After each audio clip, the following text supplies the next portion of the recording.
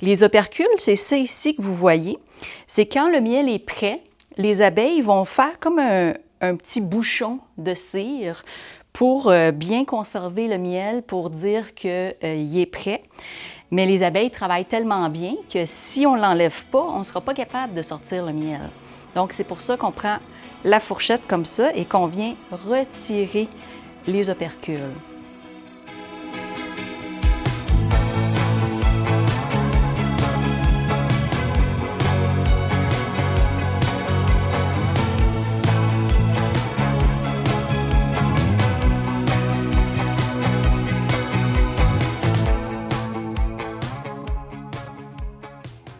Bonjour, je m'appelle Geneviève Desrochers et je suis présidente de Ferme Ragnaruche.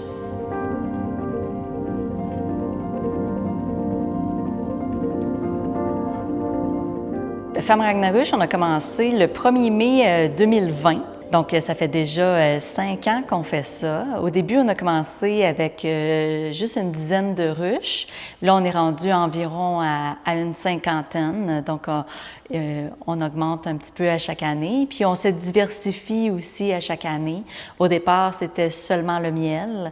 Maintenant, on a plusieurs activités différentes comme la production d'alcool, les bubble tea, la ronce arctique aussi qui se sont ajoutées avec le temps.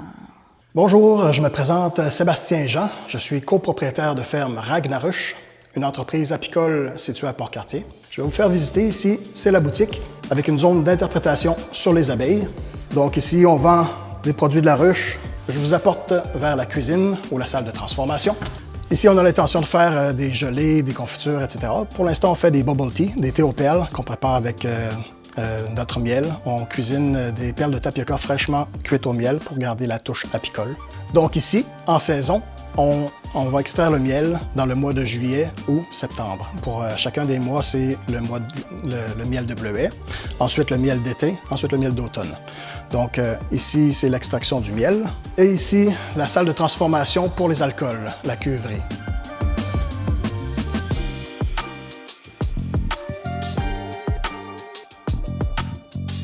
On fait présentement un vin de bleuet. On fait aussi des hydromels qu'on va entamer ce mois-ci. C'est ici qu'on va valoriser la majeure partie de nos matières premières, incluant la ronce arctique. Sébastien a toujours aimé les insectes en général, mais particulièrement les insectes sociaux, comme les fourmis. Donc, il avait lu le livre de Bernard Weber, Les fourmis, à l'adolescence, et ça l'avait vraiment passionné, mais il n'y avait pas vraiment d'emploi possible à faire avec les fourmis sur la Côte-Nord. Donc, plusieurs années plus tard, on a commencé à avoir des poules, puis quelques petits animaux, puis on s'est dit « Ah, mais les abeilles, ça pourrait être quelque chose d'amusant à avoir. » Là, il a commencé à faire beaucoup de recherches là-dessus, puis il s'est rendu compte que ça ressemble beaucoup aux fourmis, tu sais, c'est des insectes sociaux. Donc, il a beaucoup fait de recherches là-dessus. Puis après ça, on s'est rendu compte que non seulement c'était très intéressant, puis c'est très complexe la façon dont ils vivent, mais qu'on pouvait vivre de ça nous autres aussi, qu'on pouvait être apiculteurs, puis qu'il y avait une très grande demande pour des ruches d'abeilles sur la Côte-Nord. Il y a quelques années, il y avait eu un estimé qui disait qu'on aurait besoin de 5000 ruches sur la Côte-Nord seulement pour la pollinisation du bleuet. Donc, non seulement nous, on pouvait faire ça, mais on pouvait aider d'autres entreprises de la région aussi en faisant ça. Ici, dans la cuverie, j'ai des équipements qui sont dédiés pour faire des alcools fermentés. J'ai des cuves à double paroi dans lesquelles on injecte du glycol pour contrôler la température de fermentation. Ici, j'ai la cuve Odin et j'ai la cuve Thor. Des cuves de 1100 litres. Et la toute petite cuve qui est dans le fond là-bas, 530 litres, c'est la cuve Lucky. Et de ce côté-ci, on a des tonneaux pour le vieillissement des alcools. Présentement, on fait vieillir du vin de bleuet dans 2 tonneaux. Et la petite cuve là-bas aussi, il y a une partie du vin qui vieillit là-bas. Quand on va sentir qu'il est prêt, on va l'extraire et le soutirer par un filtre à plaque et l'embouteiller avec l'embouteilleuse Enol Master ici. Donc, c'est un procédé quand même assez simple, mais qui est long et lent à faire. On va probablement commercialiser le vin de bleuet d'ici la fin de l'année, avec les hydromels aussi. On fait des alcools mais à petite dose, parce qu'on produit un peu de miel, donc ça va être un peu d'hydromel. Les bleuets, c'est des bleuets du Québec, de la Côte-Nord, donc on valorise vraiment le terroir grâce à nos alcools. Ici, à Port-Cartier, on n'est pas beaucoup, mais les gens nous appuient beaucoup. L'année passée, il y avait une journée où est-ce que j'avais dit désolée, je ne peux pas ouvrir la boutique ce matin, je vais être là jusqu'en après-midi parce que j'ai eu une urgence aux ruches. Puis il y avait beaucoup de personnes qui étaient super inquiets de qu'est-ce qui se passait, puis comment ça, puis tout ça.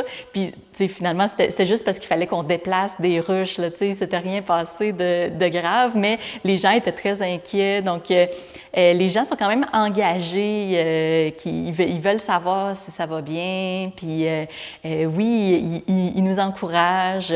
En été, on vend souvent du miel en vrac, puis il y a quand même beaucoup de gens qui viennent avec leur pot pour pouvoir remplir comme ça.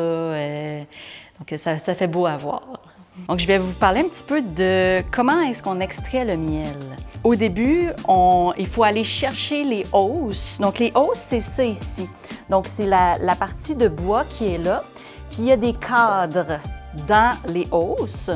Donc, quand le miel est prêt, on va retirer ces hausses-là des ruches. On va les amener ici et c'est ici qu'on va commencer l'extraction. On va prendre la fourchette qui est ici pour aller retirer les opercules.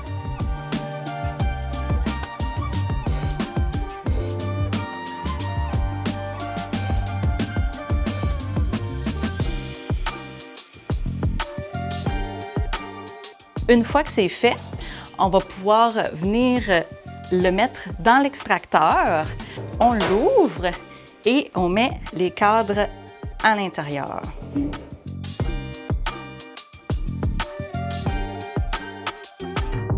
Ça va tourner très, très rapidement. Avec la force centrifuge, le miel va venir se coller sur les parois et il va couler jusqu'en bas. Normalement, il y aurait un tuyau qui irait dans un seau. Une fois que le seau est plein, on va venir le porter dans un maturateur.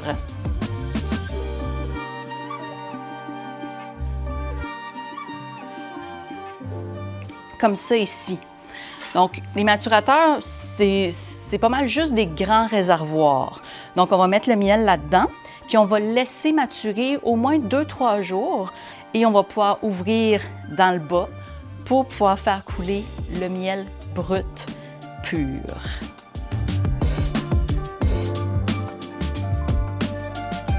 Nous, notre miel, il est brut. Donc, ça veut dire qu'il n'a jamais été chauffé, jamais été filtré. C'est ce qui se rapproche le plus de mettre une cuillère directement dans la ruche, là. Donc, il est vraiment pas transformé du tout. Donc, la grosse différence, c'est que l'ayant jamais chauffé, tout ce qu'il y a dans le miel va être conservé. Donc, toutes les enzymes, toutes les vitamines, tous les arômes subtils, puis en le filtrant pas, bien, il va y avoir des petites particules dedans qui vont donner du goût aussi. Donc, il va y avoir du pollen, il va y avoir un petit peu de cire, un petit peu de propolis, qui vont toutes donner le goût aussi. Une grande différence aussi, c'est que plus dans le sud, les apiculteurs sont souvent dans des régions rurales où est-ce qu'il y a beaucoup d'agriculture. Donc, ils vont souvent avoir des miels, par exemple, du miel de canola ou du miel de trèfle, du miel de choses plutôt en culture.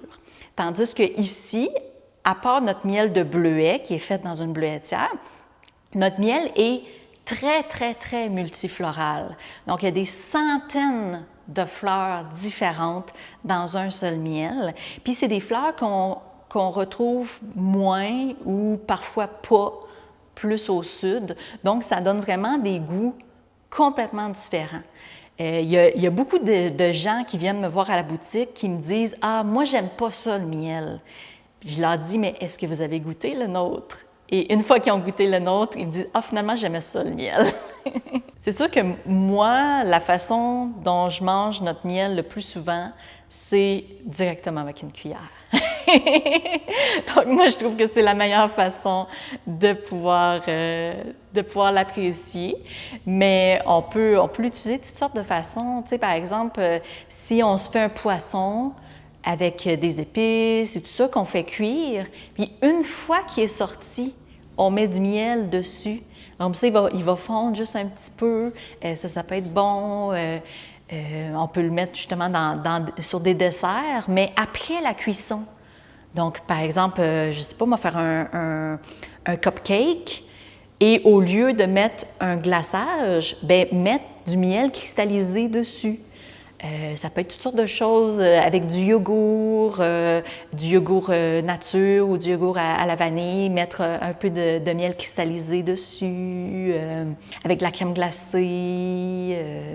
Les possibilités sont infinies. J'espère que votre chef va être capable d'utiliser de créativité avec notre miel. J'ai bien hâte de voir qu'est-ce qu'il va vouloir faire. Bonjour, bienvenue dans la cuisine du Barbare et l'Ivrogne. Mon nom est Billy Tanguay-Labrie et voici mon associé Jordan Simard. Aujourd'hui en cuisine, le défi du miel brut des fermes Ragnarush. Merci beaucoup à vous, on starte la recette. Comme défi aujourd'hui, on m'a donné le miel et le miel brut surtout. Le miel brut qui est un produit qui est peu connu. Souvent on utilise tout le temps le miel qui est raffiné. Là, aujourd'hui, on va l'utiliser brut. Et on m'a demandé de le dénaturer le moins possible. Alors, on va l'ouvrir ensemble. On va voir à quoi ça ressemble. Le produit est un peu cristallisé.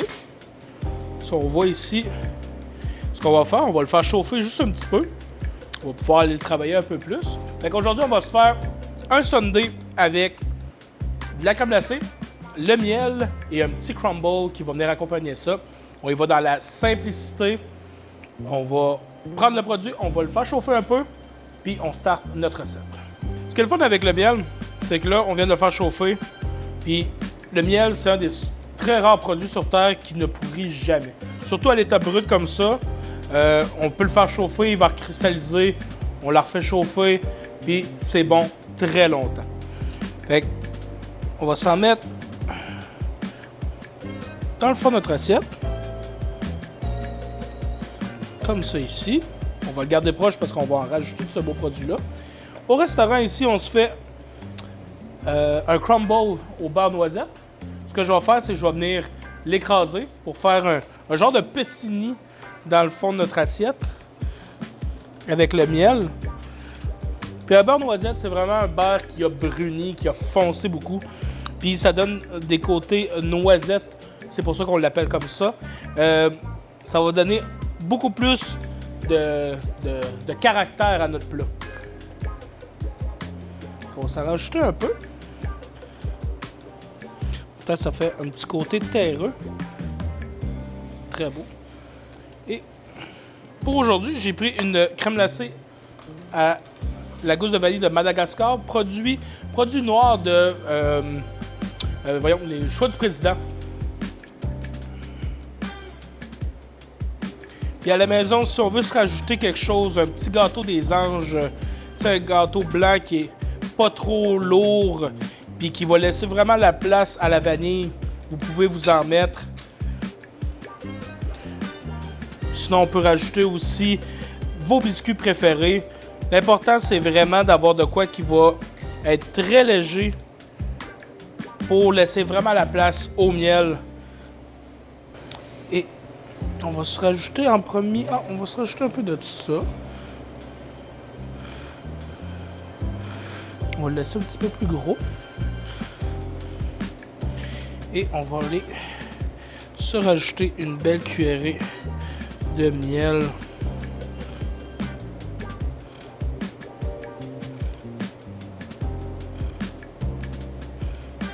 Et voilà. Alors ici, on a notre crème glacée, style un peu sundae, avec notre crumble au beurre noisette et notre miel brut des fermes Ragnarush. Bon appétit à tous!